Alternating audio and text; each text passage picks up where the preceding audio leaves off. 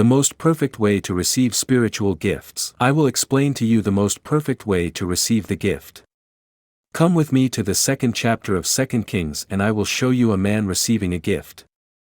Elijah had been mightily used of God in calling down fire and in other miracles, and Elisha is moved with a great spirit of covetousness to have this man's gifts. You can be very covetous for the gifts of the Spirit and God will allow it.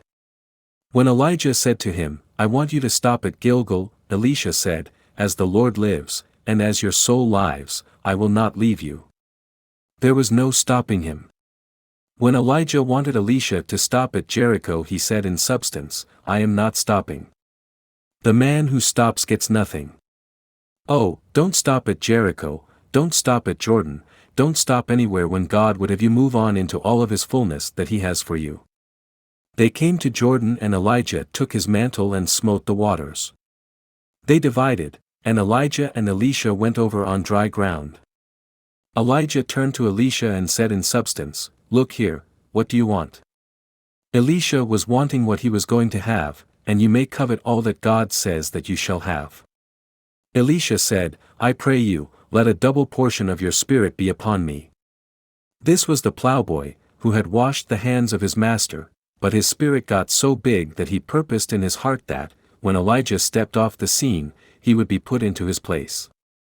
Elijah said, You have asked a hard thing, nevertheless, if you see me when I am taken from you, it shall be so unto you. May God help you never to stop persevering till you get what you want. Let your aspiration be large and your faith rise until you are wholly on fire for God's best. Onward they go, and as one steps, the other steps with him. He purposed to keep his eye on his master until the last. It took a chariot of fire and horses of fire to part them asunder, and Elijah went up by a whirlwind into heaven. I can fancy I hear Elisha crying out, Father Elijah, drop that mantle. And it came down. Oh, I can see it lowering, lowering and lowering. Elisha took all of his own clothes and rent them in 2 pieces, and then he took the mantle of Elijah. I do not believe that, when he put on that other mantle, he felt any different in himself, but when he came to Jordan, he took the mantle of Elijah and smote the waters and said, Where is the Lord God of Elijah? And the waters parted and he went over on dry ground. And the sons of the prophets said, The spirit of Elijah does rest upon Elisha.